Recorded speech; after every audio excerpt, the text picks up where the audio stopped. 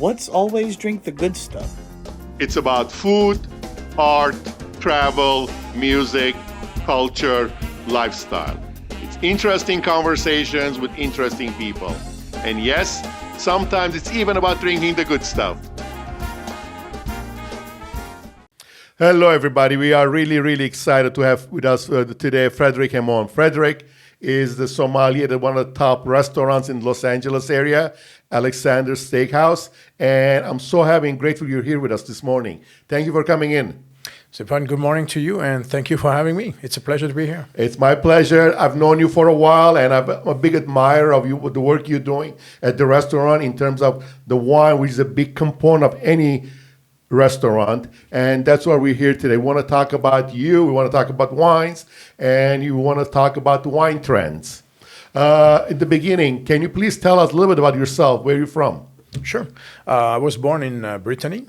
Grew up there, decided to get into the culinary world and travel to the south of France, an hour and a half north of Barcelona. A beautiful region named the Roussillon, where they do a lot of beautiful wine. But the school I was at was tucked in the mountain, an hour from Perpignan inland, so halfway, like a little bit like LA, halfway between the beach and the mountain. So beautiful place to study, stayed there 4 years, studied in the kitchen, and went to the place named Nîmes, where the material, the Nîmes, came from. Did my sommelier school there and went to the big city, Paris, in 1995 and started there my sommelier career. Wonderful. Being from Brittany, which is a very beautiful part of France, and wanting to get into the food and wine industry, let's say, was your family in the business? No, not at all. My mom is in the medical field. She's a nurse. Glad she's retired now, enjoying some vacation. But no, people, there's no wine in Brittany. People are more beer driven. So I had to travel. And the interest into wine came later on. Later on. Originally, you were in the culinary world. You wanted to be a chef? Yeah, food. Food was where I was, and I really liked to cook little snacks as a teenager. I was buying those little kit cakes, and when there was people around with my grandma having tea time, I will do those little cakes for them. And when did the interest in wine come in? Later on, culinary school year 4, when I had the benefit of the theory through the kitchen, I'm like, oh, if I want to be a fine dining server, and if one day I have a restaurant, why not, knowing how to do all those things? What I got to do is service for 1 year. And I grabbed 2 diplomas. So, hey, I went for it. During that training, they teach you wine technique, how to approach the guest, how to present wine, how to serve it, but also give you basic on wine region around the world, how it's made, where it's made. We take trips to wineries since they are 45 minutes away. And here we go, the spark. That's the benefit of being in a region where you're surrounded with some amazing vineyards and wineries. Correct, yes. Mr. Gobi was starting at that time. He was the man, and the sweets were already on the map. Banyuls, Maury, Rivesaltes, the Caz family was there, close by Gobi. So yeah, there's a lot of history already going before me. And Nîmes is a city where there's this big Roman amphitheater, right? Correct. The arena where during the feria, the celebration, the festivities during the summer, they still hold bullfighting. Oh, really? Yes, one of those places. Well, being close to Spain, I suppose. Correct. The Spanish heritage came all the way there now. And since you got into the wine aspect as well, what got you interested in wine? What was motivating you to get into the wine once you get a taste of it, so to speak? It was on everything. It was the way it's made, where it comes from. Wine is a big mystery. There's some good year, there's some bad year. Hands of people, the people behind the wine, make a big difference. People can influence the way wine is made, and I like the taste of it too. And what additional training did you do afterwards to get more involved into the wine world? So in France, in order to access those fine dining restaurants, you need to have the proper training and the certification sommelier bartender. A lot of restaurants in France won't have a dedicated bar the way America has, because the drinking of cocktails wasn't popular in the mid 90s when I started in Paris, or in general. There was some bar where you could go before pregame, having your dinner and have a proper cocktail. But people are really, really wine driven. So for the few that like a little classic, the sommelier will be the person greeting them, taking the water order, taking the drink order, taking the wine order, and following up. So sommelier in Paris is a job that keeps you in shape. Always on your feet. And so is the job of a sommelier in France, in Paris, different than the job of a sommelier in Los Angeles or United States? I would say maybe things change, but at that time, yes. Sommelier had more to do. There is the buzzer structure, but the sommelier is going to be the first person approaching the guest, really the first impression of the restaurant with the guest. And again, he's going to find out what they want to drink.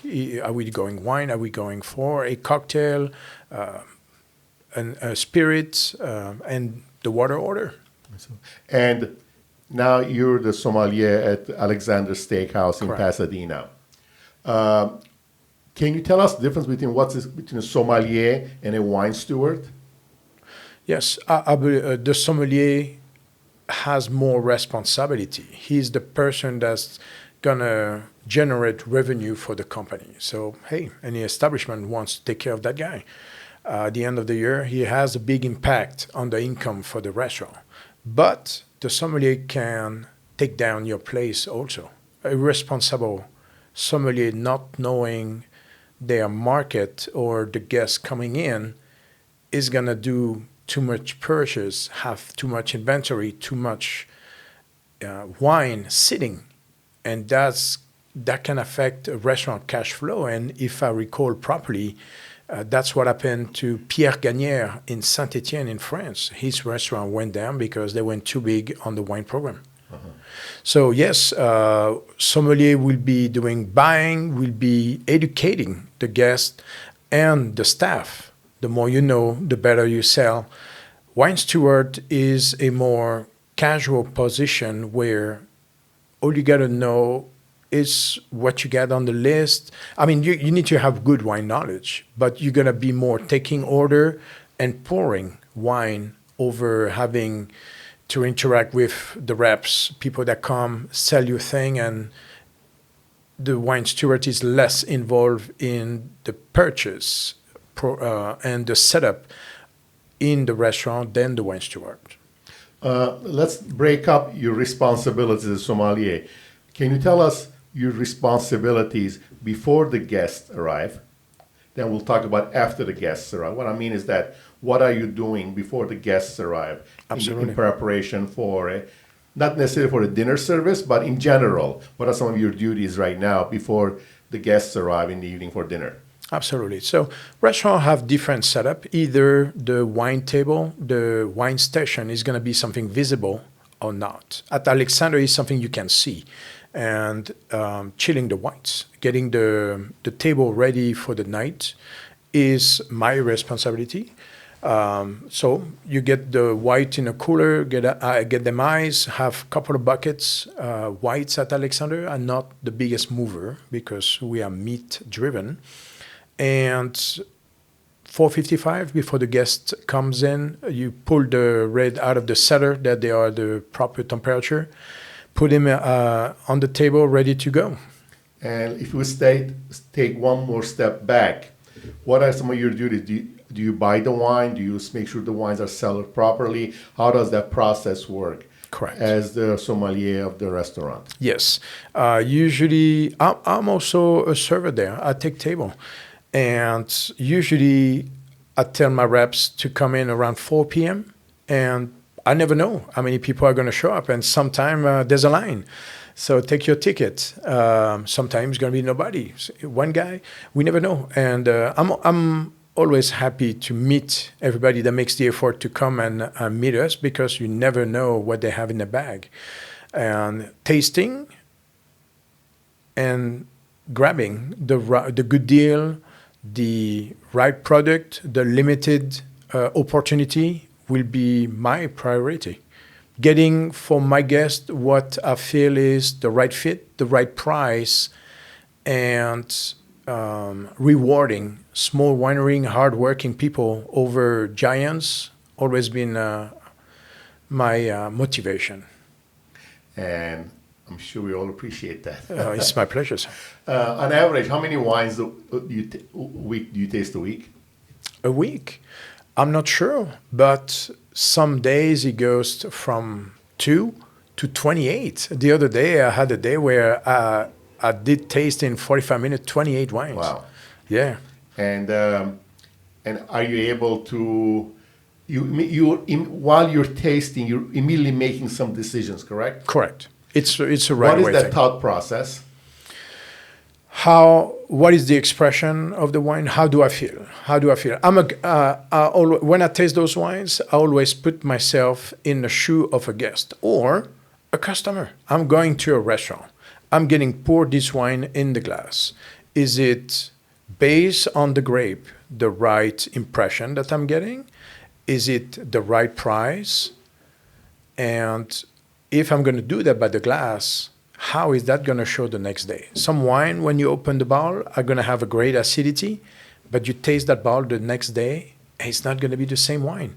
So it is a decision that has to be made. Do I want this wine, or is it something that's not going to be good?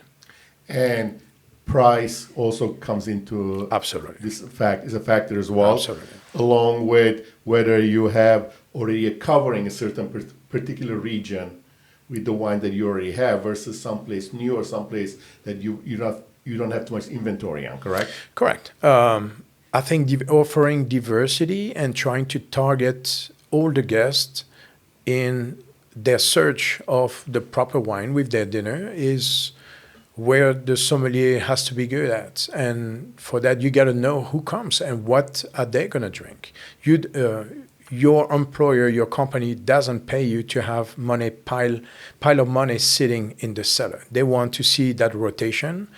And the wine program is one of the best place to make money and flip wine if you get the right product. And I was going to come to it later on, but I'm glad you brought that up. Restaurants such as yours, where wine is a very big part of the business there, correct? Correct. And I don't know if you can tell me this, but how big of a portion revenue is from wine and spirits and versus the food? Food is still the dominating income for the restaurant because we are so specific, have those amazing steaks and the selection of Wagyu from Japan. This is, as far as I know, one of the only restaurants that you can get 5 cuts of Wagyu available all year long, plus special. We always bring a little something as a treat. At the end of the year, the spirits are separate from the wine, but I think the wine program is almost 20% of the revenue of the restaurant. Okay. I would have thought it would be more than that, but I see it with everything else that's going there. I can see that. I always personally have to, when I'm buying wine for our businesses, I have to decide, is this the wine that I want to drink, or is this the wine my customers want to drink? That's always a balancing act for me because I'm not sure if all the wines I like, my customers will like. How do you make that determination versus the wine, comparing the wine that you would enjoy drinking versus what you think your customers will appreciate? This question opened the door to a big subject. And unfortunately for restaurant, some people invent themselves sommelier. And those people are going to make the mistake to buy what they like. And that wine is going to sit on the list. Mm-hmm. If I'm Alexander, why would I have 5 Riesling from Germany, 10 Gruner from Austria, 5 Chardonnay from Australia, and I can go on. The biggest mistake of a wine buyer is going to be going with his taste over knowing his market and buying what people are going to drink. Okay.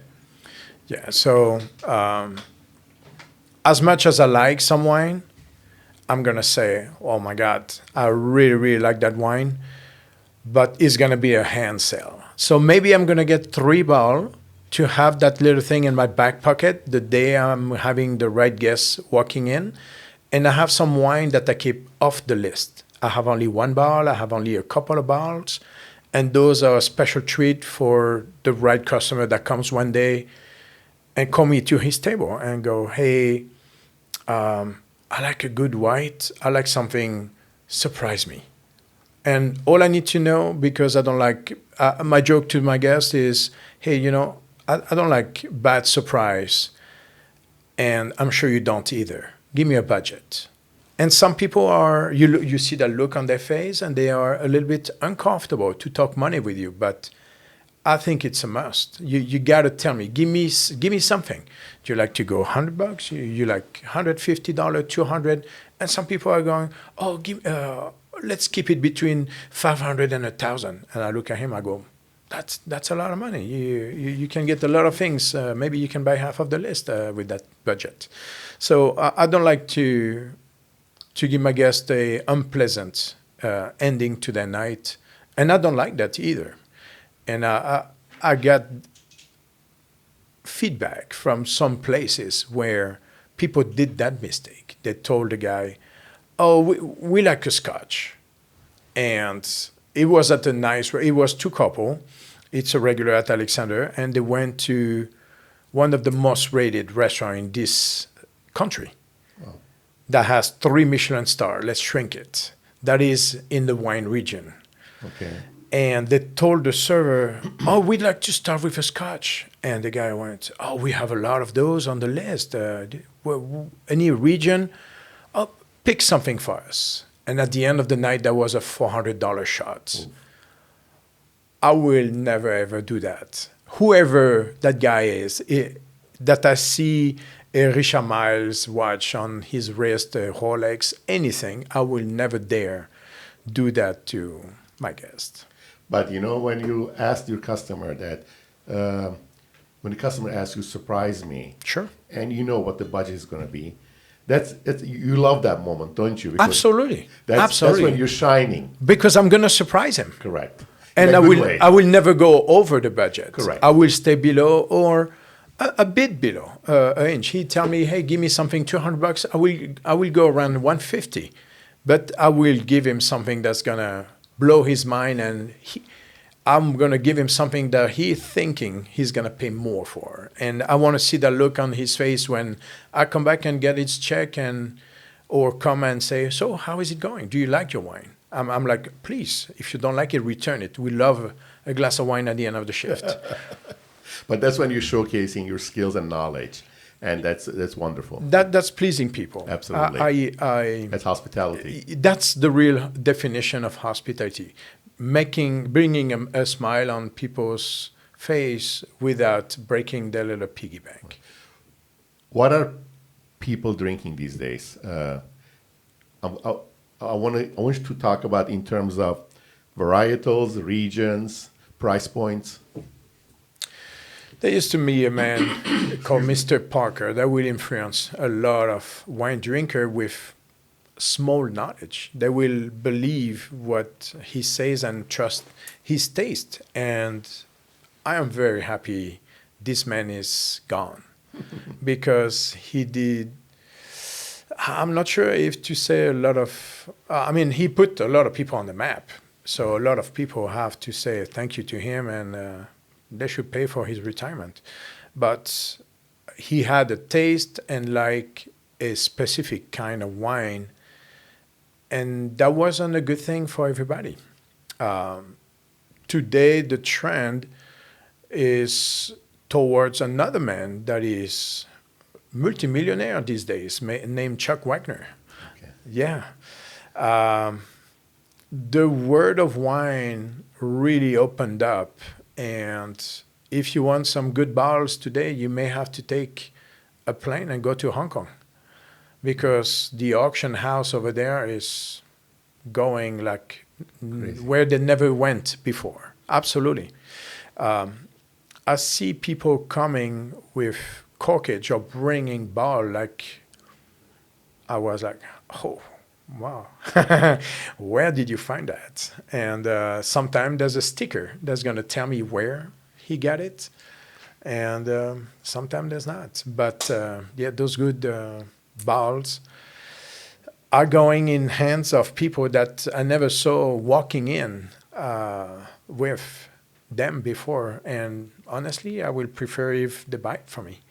But the market get different, and a lot of changes happen, I believe, with the economic crash of 2008, 2009. People learn about corkage and never went back. So all of us selling or buying wine are hurting, and some adjustments had to be made because they see that they can bring and drink that big bottle of wine for half of what they used to. And ask if someone rich, if he wants to stay rich. I already know that answer, and you do too. But I'm guilty of that also. I do that often as well, and I've no problem paying corkage fee. But I know what you're saying. You have inventory sitting there. Yes, and the adjustment is to not buy too much of those big wines that are going to sit. Again, instead of buying a 6-pack or 12-pack of something like we used to in the mid-2000 when I came to Los Angeles, now I'm going to tell the guy, you know, I really like your wine. It is a budget. I like to give you the placement, the reference on the list, but would you do a 3-pack for me?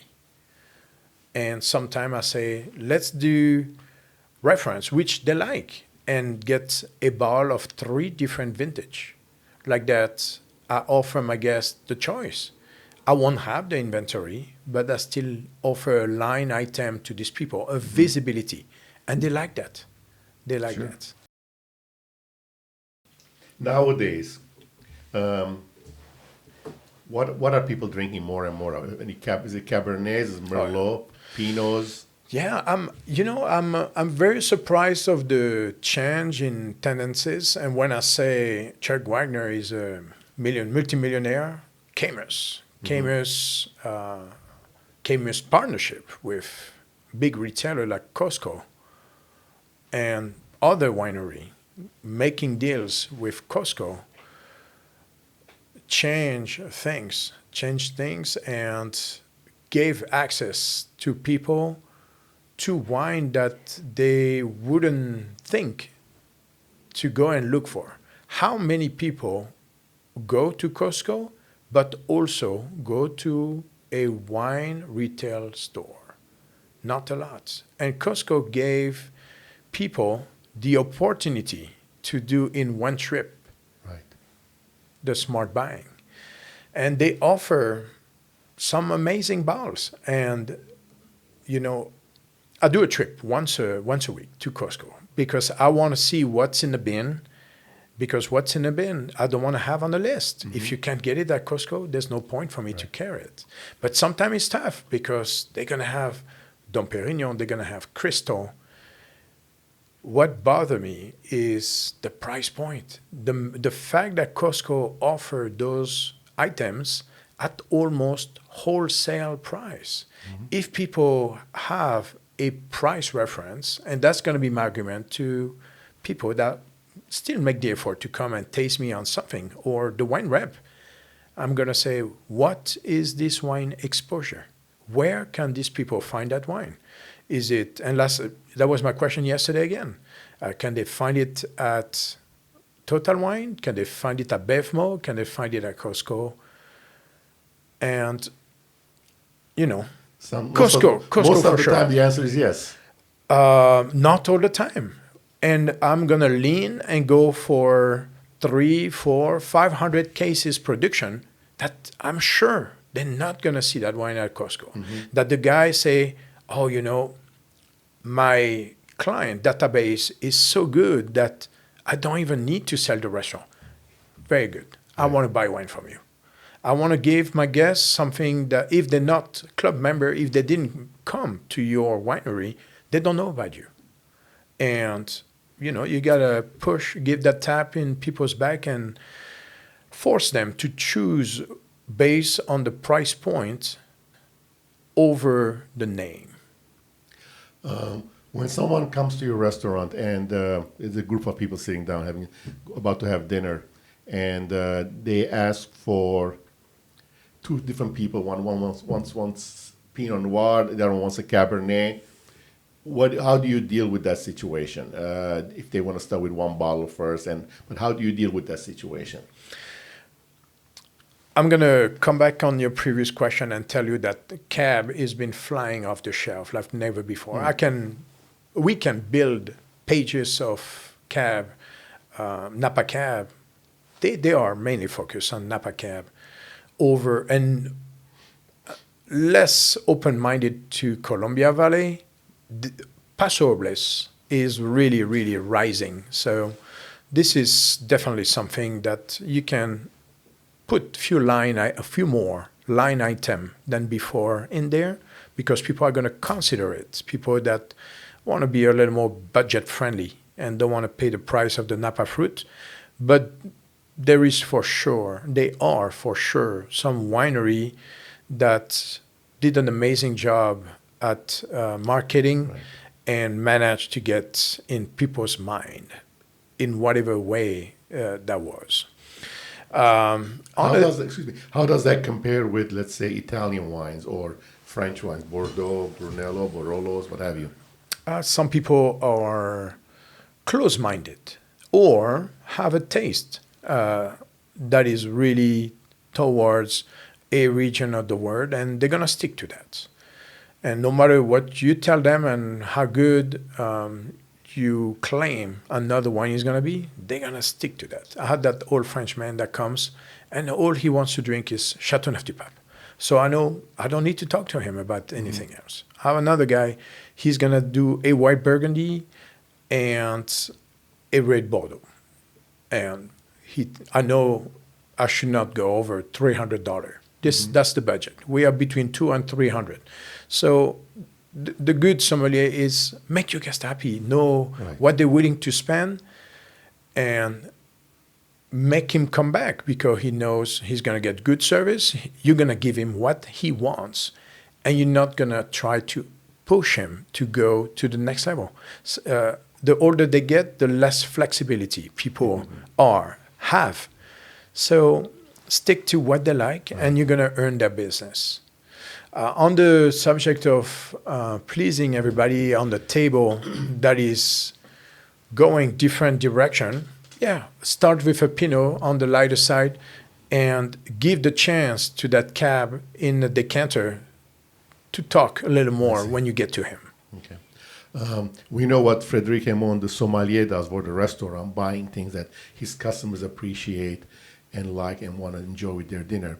What does Frederick Andon, the person, like to drink? I chase the old guys.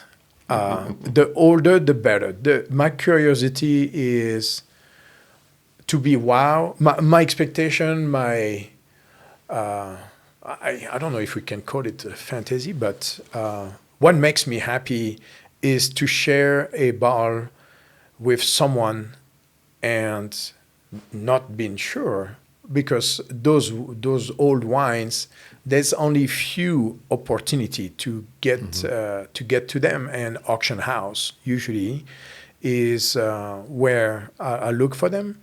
A picture, I love when there's a picture of the bottle, because the level of liquid in the bottle is going to tell me where that wine was. And the cooler the cellar, the more liquid in the bottle. So the safer it is to go. I mean, cooler, yes, temperature control. So safe buying. I really enjoy sitting with my friends and pop old corks. And back in the days in Paris, once a month, it was about 8-10 of us. We will sit one night of the week, and everybody brings a bottle, blind tasting, and we bring food too. Little the pot. How do we call that in America? When everybody bring a little Potluck. Potluck. Thank you very much. I lost the word. Yeah, a little potluck style, but most of the time charcuterie, cheese driven, and those were fun nights. I occasionally see that some people get together, do those kind of things, but this is one of my favorite things to do. Sit down, pop a couple of cork, and enjoy a nice meal with someone that's going to enjoy the wine that has been opened. Who's going to appreciate Correct. what you're going to appreciate. Fabulous. How old of vintages are we talking about? 70s, 50s, 60s. I have sweet wine that go way back than that, early century. I have a Bordeaux 29 that I'm waiting a good opportunity to pop. Yeah, when I have some Grange from the 70s, 80s, 90s that I'm waiting a good excuse to open. Biondi Santi, 60, 70, 80. Yeah. I've been grabbing things for a minute. I see that. What are some of your favorite wine regions? I'm open-minded. I love an old Musard. I'm going to be open to the thing that comes in your bag. And I'll be chasing the new things. Valle de Guadalupe.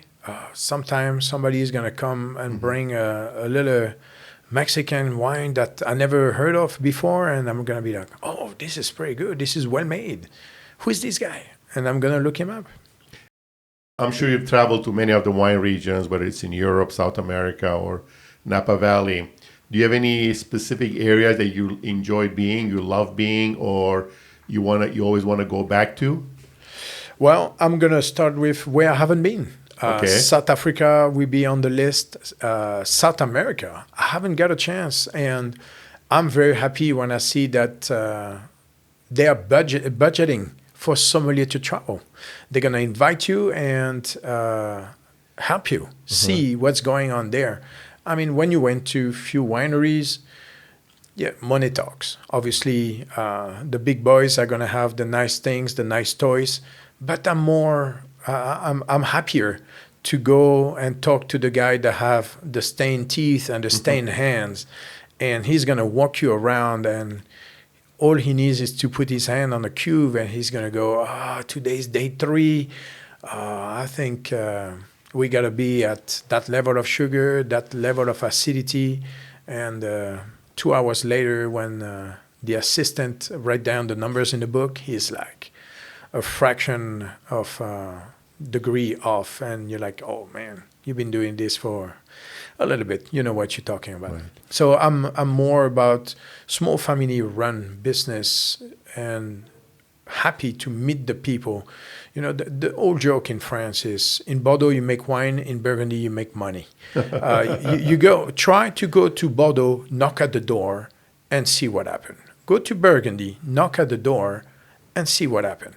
In Burgundy you have 50% chance that the owner of the winery is going to open the door to you. Right. Somebody in suit in Bordeaux is going to open the door and say, do you have an appointment? Who are you? So, yeah. That's exactly right. That has happened to me, actually. Oh, absolutely. I'm sure. I've had that experience in Bordeaux and a different experience in Burgundy, absolutely, where they're more open, they're more friendly, and they're still very arrogant, but very Some winery are going to have maybe a little more attitude than others, but wineries in Burgundy are mostly family-owned, family-run, and yeah, it's their house. It's where they live. I cannot name many people living in the property in Bordeaux that they own. Yeah, I was in Burgundy last summer, and you read about these wines, you drink the wines, you see pictures. Being there is a whole different experience. For sure. It was just wonderful to be there. What do you think about Italian wines? I love Italian wines, and I like the diversity, how spread it is. I hate Italy because it's one of the hardest regions in the world to learn because it's so broken apart and there's so many varietal. They used to be the number one producer in the world in quantity. And you look at the numbers now and things really, really change and they scale down, and a lot of efforts from leaders in the industry made that people are looking more into quality than volume these days. The market also changed, and the way the newer generation are drinking is not the way the older generation used to. So the issue that Europe is having right now, France, Spain, Italy, is having all that wine made. But what are we doing with it? So you can't sell it as a bulk because that's still making it bleed to the retail market. And if people are not going to their supermarket, which is a big thing in France, supermarket has been carrying amazing wines for a very long time, and that's been the source of buying for families over going to retail. The retail store is a new thing for those old world countries. So people are not going and buying wine in the supermarket. So France was giving money to people to use their wine to do alcohol to wash their hands, alcohol for any use, rubbing alcohol. So a few millions of taxpayers went in there. People's drinking habits, as you alluded to, is changing. Correct. More and more people are drinking more natural, organic, biodynamic wines. And that wine segment is growing at 12% a year, whereas the legacy wine, the Bordeaux, the Burgundies, the Cabs, are growing between 2.5%, 3% a year. That seems to be the trend that we're seeing nowadays. Are you seeing that in your customers, where they're coming in and asking for natural wines, biodynamic wines, or amber wines? I do not see that. I believe those are trendy restaurants, targeted market, cities in the country where those things happen. The orange wine, I believe, was a New York thing. And yes, it did extend to the country, but I saw that as a wave. Sometimes those trends are wave, like the surfer. You get the wave, you surf the wave, it crash, it dies. Well, that's also the restaurant in LA. They hit the wave or not, they do good, and then they fade. That's why big companies like SBE flip concept. 10 years, okay, we change the name, we change the paint, we change the chef. It's, hey, guys, come in. It's a new concept. We get a new name. There's a new restaurant opening in Hollywood. What's the name? This. What's the address? Oh, I'm sure there was something there before. Yeah. It's still us. We still own the building. We still own the business. But we had to change the concept because it got tired. And 2 doors down the street, some new place opened and they stole our customer. So people are willing to drive a certain amount to go to eat. And they are walking to those restaurants also. So if they've been to your place 1 time, 2 times, yeah, okay, you impress them. If you don't change enough your menu with the season, if things are repetitive, it's always the same, they're going to look for the new thing that's going to impress them, or the name, the chef, that's going to attract them. And that's how the restaurant business, as far as I see, has been going. Those organic, I do have few that come naturally, Who knew that Spotswood was an organic property since the 80s? Who knew that Dominus, Gregor Chills were doing all those things? Sometimes it is not advertised on the label because they are the big chateau of the Napa Valley. And oh wow, what a sticker on our label? Are you kidding? And I did a mini Napa camp 3 weeks ago, where they did that thing where hey, for 3 days we're gonna host you. Here are the winery that's gonna be participating. We're gonna start with a breakfast, 8 a.m. wine in your glass, breakfast of the champions, and it's gonna be a long day. So the 2 strong days there were the panels, the morning talk with 5-6 wineries and the winemakers, the people really involved with the winery. And they tell you what really is going on in the vineyards, in the winery, what's the market. And today, as I share with my team, the word is regenerative culture. They are trying to use the land, respect it, and recycle thing, protect thing, and leave to the next generation something that they can work with, something that's not gonna damage the planet more than what it is, and maybe repair it. So organic culture has been a thing. The orange wine, I have a couple. How many did I sold? Not as many. I sold more to the staff that were curious than the customer that came in. But that has to do with your restaurant as well, correct? Yes, we have a older crowd. I say 50% of our guests are local Chinese guests, Asian guests, because of the menu that we offer. And they are pretty straightforward in what they drink, and they make Mr. Wagner rich. Austin Hope is a winery that is getting a lot of traction also, so yeah. To your point, when I was traveling through various wine regions in Europe last summer, a lot of the winery owners, the winemakers we're talking with, they were just saying that, yes, our vineyards are organic, our vineyards are biodynamic. However, they don't advertise that on their labels because their customers are not interested in that concept, and their customers are they don't want that on their label because they are legacy Barolo drinkers, legacy Burgundy drinkers who think that being organic might alter the wine or decrease its quality of that name. So they're less interested, but they're more interested in taking care of the land, but less interested in advertising that to their customers.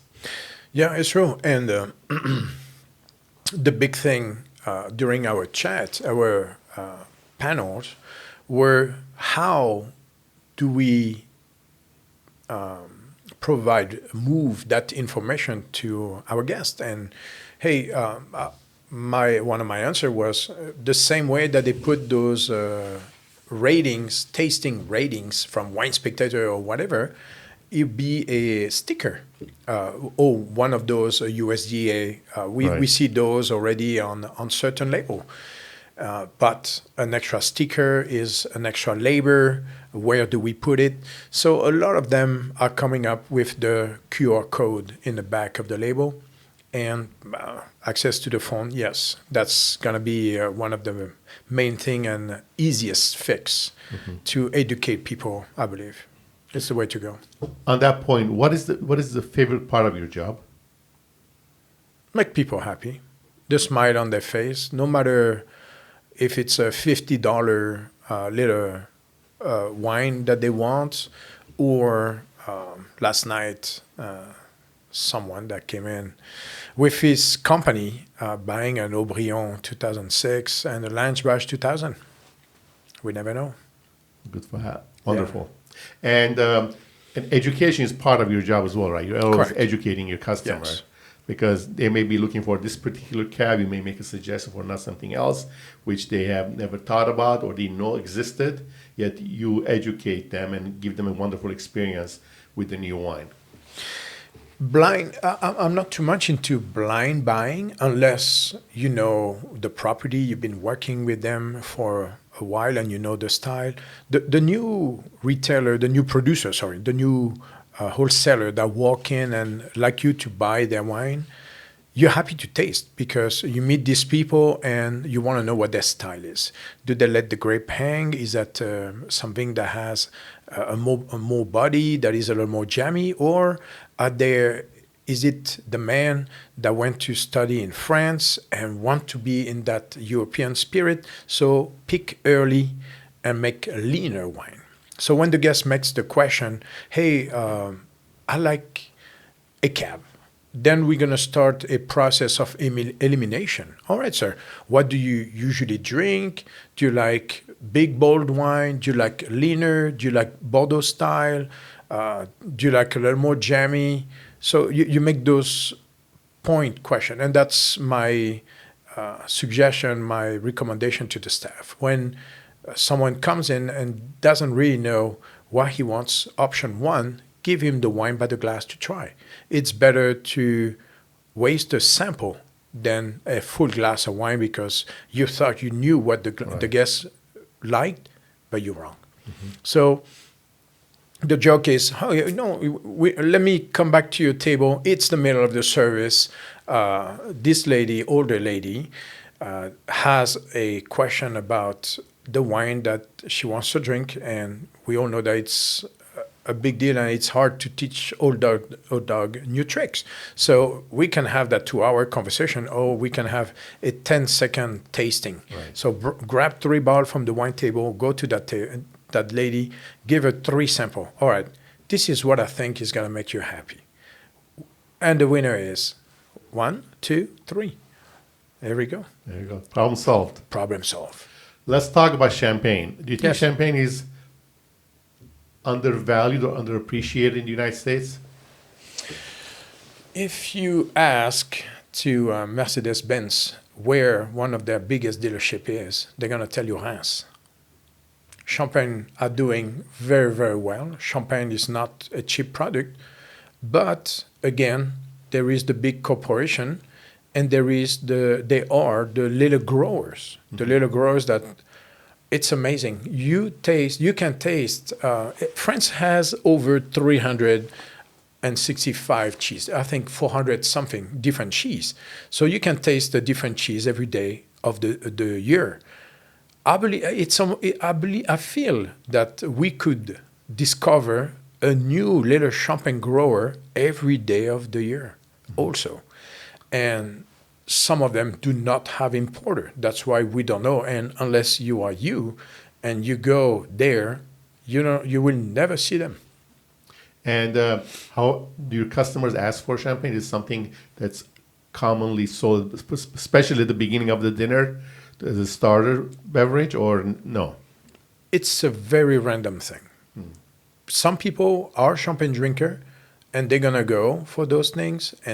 But I would say this is not something that you want to have pages of. I do have a good section: non-vintage, white rosé, vintage, white rosé, and sparkling.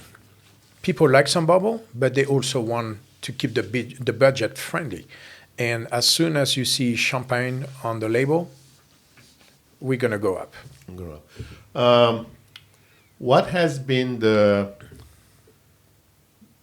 effect of social media on restaurants, on wines, on dinner, and overall experiences of coming together with friends, having a big wine dinner, whether it's steaks or other dishes with various wines? I think social media is in your eyes.